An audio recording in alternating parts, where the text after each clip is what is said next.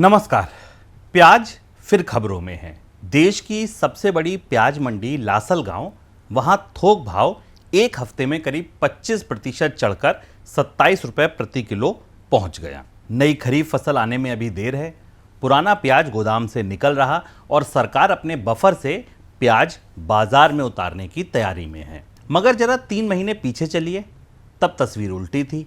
प्याज इतना सस्ता था कि सरकार को किसानों से खरीदने के लिए अपना भाव बार बार बढ़ाना पड़ रहा था। मई में सरकारी खरीद करीब 12 रुपये 70 पैसे प्रति किलो से शुरू हुई, फिर 15 रुपये 80 पैसे, फिर 16 रुपये 50 पैसे, फिर 17 रुपये 30 पैसे, फिर 18 रुपये 75 पैसे और आखिर जुलाई में 21 रुपये 25 पैसे प्रति किलो। क्यों?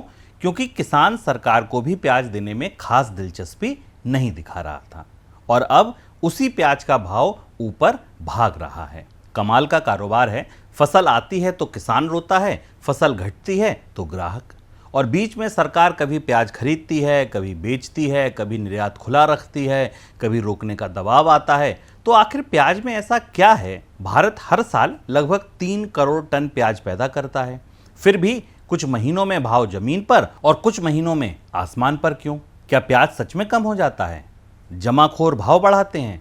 मौसम जिम्मेदार है, निर्यात जिम्मेदार है, गोदाम या हमारी पूरी प्याज व्यवस्था ऐसी है कि देश में प्याज बहुत होता है, बस सही समय पर सही जगह नहीं होता।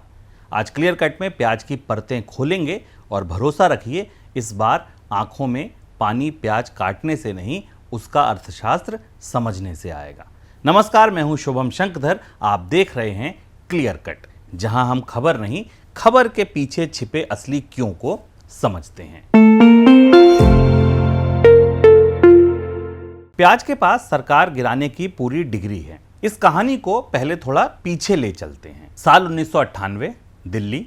जून में प्याज करीब 6 रुपए से 10 रुपए प्रति किलो, कुछ महीनों में 60 रुपए प्रति किलो। संसद में प्याज पर बाकायदा लंबी बहस हुई और उसी साल दिल्ली विधानसभा चुनाव में तत्कालीन सरकार की हार के कारणों में प्याज की कीमत बड़ा राजनीतिक मुद्दा बनी। तब से प्याज को भारतीय राजनीति में एक खास दर्जा मिल गया। टमाटर 100 रुपए हो जाए हंगामा होता है, प्याज 100 रुपए हो जाए सरकार को इतिहास याद आने लगता है। क्योंकि प्याज कोई विलासिता नहीं है, अमीर के सलाद में भी, गरीब की दाल में भी, ढाबे की प्लेट में भी, घर की सब्जी में भी। इसलिए सेंसेक्स गिरने से हर घर परेशान नहीं होता, प्याज चढ़ने से लगभग हर रसोई परेशान होती है। और प्याज गिर जाए तो किसान। यानी एक ऐसी चीज है जिसमें सरकार को दोनों तरफ से थप्पड़ पड़ सकता है। लेकिन अभी सवाल, क्या देश में प्याज कम है? सरकार के ताजा अनुमान के मुताबिक 2025-26 में भारत का प्याज उत्पादन करीब 307 लाख टन रहा। पिछले साल करीब 308 लाख टन था। यानी कुल सालाना उत्पादन में कोई बड़ी गिरावट नहीं है। सरकार ने जुलाई में खुद कहा, कुल उपलब्धता की चिंता नहीं है। फिर भाव क्यों चढ़ गए?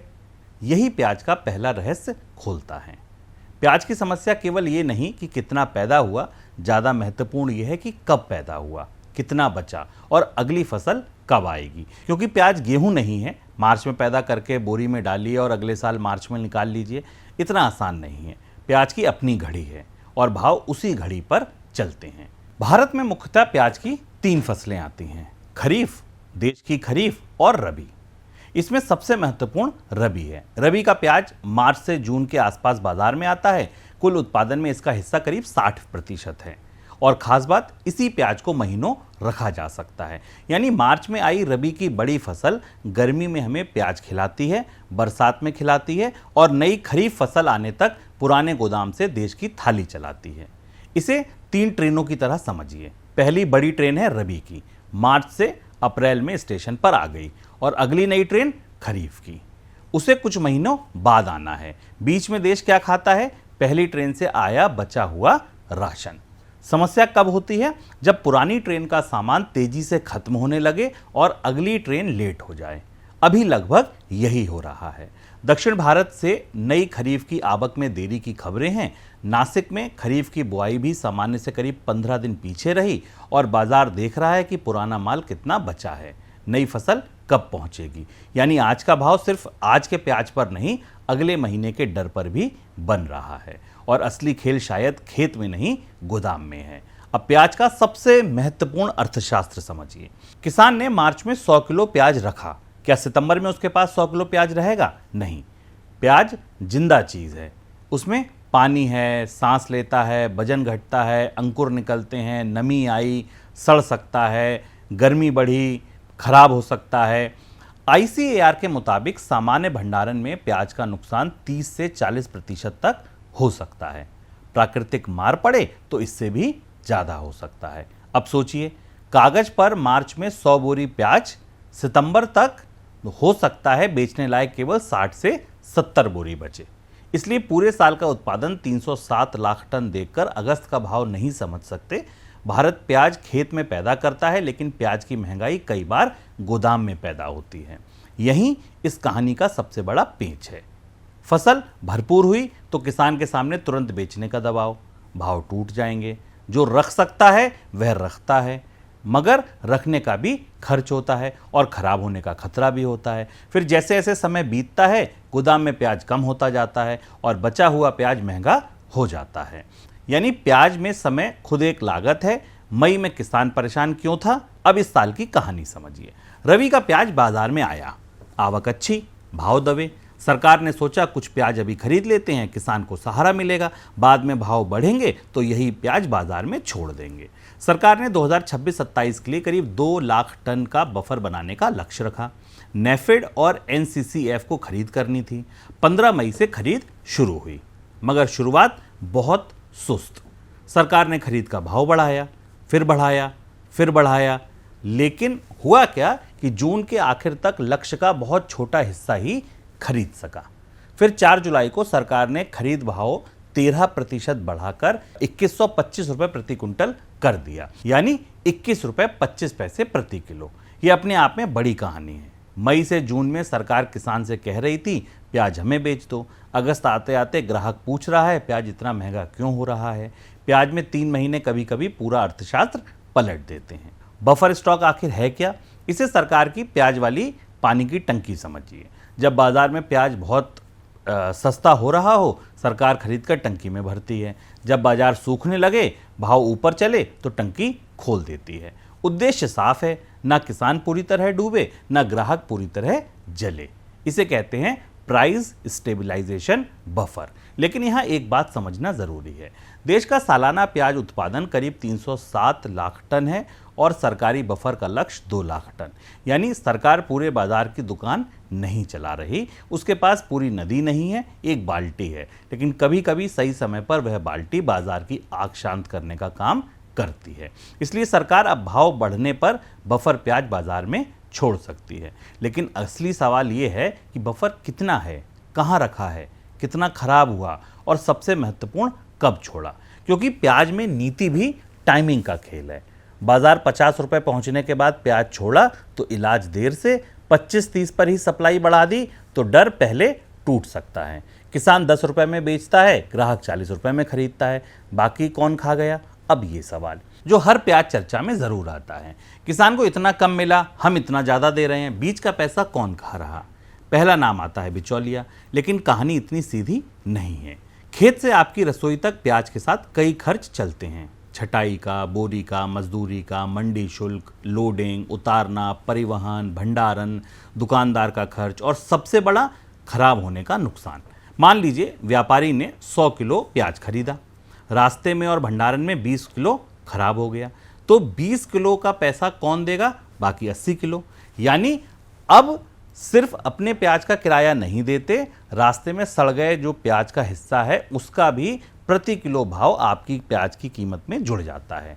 इसके बाद भी कहीं बाजार की ताकत है, कहीं ज़्यादा मुनाफा है, कहीं जमाखोरी है, लेकिन किसान का 15 और ग्राहक का 40 देखकर सीधे 25 रुपये किसी ने खा लिए। ये अर्थशास्त्र इतना आसान नहीं है।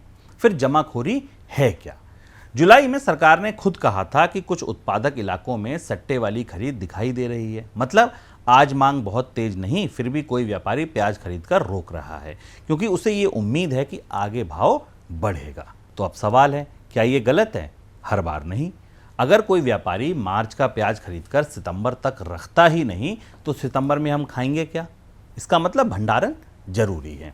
लेकिन अगर बहुत बड़ी मात्रा जानबूझकर बाजार से रोककर कृत्रिम कमी पैदा की जाए तो मामला अलग है। इसलिए हर स्टॉक जमाखोरी नहीं है, हर स्टॉक मासूम भी नहीं, और यही सरकार की मुश्किल है। व्यापारी के गोदाम में रखा प्याज कल की सप्लाई भी हो सकता है, आज की कृत्रिम कमी भी हो सकता है। दोनों में फर्क कागज पर आसान है, मंडी में मुश्किल है। अब आते हैं एक्सपोर्ट पर। प्याज केवल भारत में नहीं बिकता, भारत दुनिया के बड़े प्याज निर्यातकों में से भी है, और किसान के लिए निर्यात का मतलब एक अतिरिक्त ग्राहक है। मान लीजिए देश में फसल बहुत है, मांग कम है, भाव गिरा हुआ है। अगर निर्यात खुला, विदेशी खरीदार माल उठा सकता है, किसान को बेहतर भाव मिल सकता है। लेकिन अब घरेलू प्याज महंगा हो गया, सरकार के सामने दूसरा आदमी खड़ा है कि भाई हमको भी प्याज दो। वो ग्राहक है, वह कहता है पहले मेरा प्याज बचाओ, और यहीं प्याज की नीति का पुराना झूला शुरू होता है। भाव नीचे तो निर्यात खोल दो, भाव ऊपर तो निर्यात पर सख्ती कर दो, निर्यात को रोक दो, शुल्क या दूसरी पाबंदियां लगा दो। किसान कहता है भाव बढ़े तो मुझे कमाने दीजिए, ग्राहक कहता है प्याज सस्ता कीजिए। सरकार के सामने दो वोटर खड़े हैं और प्याज एक ही है। यही प्याज की राजनीति है। लेकिन बार बार एक्सपोर्ट रोकना भी मुफ्त नहीं है। मान लीजिए दुबई का व्यापारी हर साल भारत से प्याज खरीदता है। इस साल आपने कहा ले जाइए, अगले साल आपके देश में भाव बढ़ गया, आपने कहा मत ले जाइए, फिर अचानक शुल्क लगा दिया, फिर निर्यात बंद कर दिया।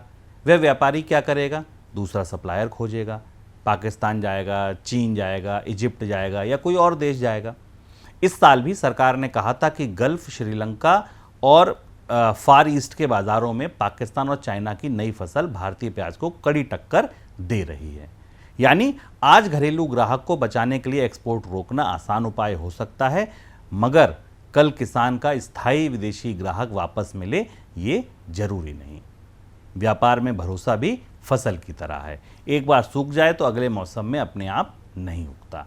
इसलिए प्याज में सरकार को आज की रसोई और कल का किसान दोनों देखने पड़ते हैं। अब प्याज आरबीआई के कमरे में पहुंचता है। प्याज खेत से चला, मंडी पहुंचा, रसोई पहुंचा और आखिर में आरबीआई की बैठक तक पहुंच गया। जुलाई में भारत की खुदरा महंगाई 4.45% रही, खाने पीने की महंगाई 5.52%। प्याज, अदरक और लहसुन जैसी चीज़ों की तेजी ने दबाव बढ़ाया। अब सवाल, क्या आरबीआई प्याज सस्ता कर सकता है? रेपो रेट बढ़ाकर प्याज उग जाएगा? बिल्कुल नहीं। बारिश ठीक हो जाएगी? कतई नहीं। गोदाम बन जाएंगे? ऐसा भी नहीं है। रेपो रेट प्याज नहीं उगाती, लेकिन प्याज महंगा होकर रेपो रेट की बैठक में जरूर पहुंच जाता है। कैसे? अगर प्याज, दाल, सब्जी थोड़े समय महंगे हुए, इसे सप्लाई शॉक मान सकते हैं। लेकिन खाना लगातार महंगा रहा, लोग ज़्यादा वेतन मांगने लगे, रेस्टोरेंट मेन्यू को महंगा करने लगे, दूसरी सेवाओं में लागत बढ़े, महंगाई की उम्मीद बदले, तो खाद्य महंगाई बाकी इकोनॉमी में फैल सकती है। फिर आरबीआई के लिए मामला केवल प्याज का नहीं रहता, यानी एक छोटा सा प्याज कभी कभी ब्याज दर की बहस तक भी पहुंच जाता है। लेकिन हर साल वही कहानी क्यों? ये सबसे बड़ा सवाल है। भारत कोई पहली बार प्याज नहीं उगा रहा, लासलगांव कोई नई मंडी नहीं है, सरकार पहली बार बफर नहीं बना रही। फिर कुछ साल में वही संकट क्यों आता है? कभी किसान सड़क पर प्याज फेंकता है, कभी ग्राहक किलो खरीदने से पहले भाव पूछकर आधा किलो लेता है। क्यों? क्योंकि प्याज की समस्या का बड़ा हिस्सा उत्पादन से ज़्यादा समय और भंडारण का है। इकोनॉमिक सर्वे वर्षों पहले भी बता चुका है कि अगस्त से नवंबर का समय प्याज में भाव उछलने का जाना पहचाना मौसम है। तो अगर बीमारी की तारीख पता है, फिर इलाज हर बार आपातकाल वाला क्यों? यहीं लंबे समय के उपाय आते हैं। बेहतर प्याज भंडारण, खेत के नज़दीक छोटे और आधुनिक गोदाम, कम सड़ने वाली किस्में, सही हवा और नमी की व्यवस्था, फसल और स्टॉक का बेहतर आंकड़ा, नई खरीफ कब आएगी इसका बेहतर अनुमान, प्याज को सुखाकर पाउडर या फ्लेक्स जैसे रूप में इस्तेमाल बढ़ाना, और सबसे ज़रूरी निर्यात नीति में थोड़ी स्थिरता। क्योंकि केवल बफर से हर साल की बीमारी ठीक नहीं होगी। असली समाधान ज़्यादा प्याज उगाना है, ज़रूरी नहीं। मान लीजिए हमने अगले साल 10% ज़्यादा प्याज उगा दिया, लेकिन रबी आते ही बाज़ार भर गया तो भाव टूट जाएगा। किसान ने नुकसान में बेच दिया, बाकी प्याज खराब भंडारण में सड़ गया, फिर सितंबर में वही कमी आ जाएगी, तो फ़ायदा क्या हुआ? यानी भारत की प्याज समस्या केवल उत्पादन की नहीं है, संरक्षण की भी है। हम 3 करोड़ टन पैदा करके गर्व कर सकते हैं, लेकिन अगर उसका बड़ा हिस्सा सही समय तक बचा नहीं सके तो उत्पादन का आंकड़ा रसोई नहीं पहुंचता। इसलिए शायद भारत को प्याज ज़्यादा उगाने से पहले प्याज को ज़्यादा दिन जिंदा रखना सीखना होगा। तो अंतिम तस्वीर क्या हुई? अब वापस आइए जहां से शुरू किया था। कुछ महीने पहले किसान कह रहा था मेरा प्याज कोई खरीद लो, सरकार खरीद रही थी, भाव भी बढ़ा रही थी। आज बाजार कह रहा है नई फसल देर से आएगी, भाव ऊपर जा रहे हैं। सरकार सोच रही है बफर का प्याज निकालो। बीच के इन दिनों में भारत की आबादी अचानक नहीं बढ़ी, लोगों ने अचानक दोगुना प्याज खाना शुरू नहीं किया, बदली है सप्लाई की घड़ी। पुराना प्याज घटा, भंडारण में नुकसान हुआ, नई फसल की उम्मीद पीछे गई, कुछ व्यापारियों ने आगे के भाव पर दांव लगाया, निर्यात का हिसाब अपना और सरकार का बफर अपना। इसलिए प्याज की असली कहानी शायद कमी की नहीं, समय की कहानी है। किसान की घड़ी कहती है फसल आई है अभी बेचो, व्यापारी की घड़ी कहती है रुको आगे भाव मिलेगा, ग्राहक की घड़ी कहती है मुझे आज प्याज चाहिए, सरकार की घड़ी कहती है भाव बहुत ऊपर भी ना जाए बहुत नीचे भी नहीं, और मौसम की घड़ी वह इनमें से किसी की नहीं सुनती। 4 घड़ियां जब एक समय नहीं दिखाती, कभी किसान रोता है तो कभी रसोई। इसलिए अगली बार प्याज 50 रुपए किलो हो तो केवल जमाखोर को मत खोजिए, और जब 10 रुपए किलो हो तो केवल बम्पर क्रॉप पर खुश मत हो जाइए। असली सवाल पूछिए आज कितना प्याज पैदा हुआ नहीं, अगली फसल आने तक कितना बचा रहेगा। शायद प्याज की कीमत का सबसे सच्चा जवाब खेत से नहीं, खेत और रसोई के बीच पड़े गोदाम में छिपा है। आज के क्लियर कट में इतना ही। मैं हूं शुभम शंकरधर, फिर मिलेंगे किसी खबर के पीछे छिपे असली क्यों को समझने के लिए। नमस्कार।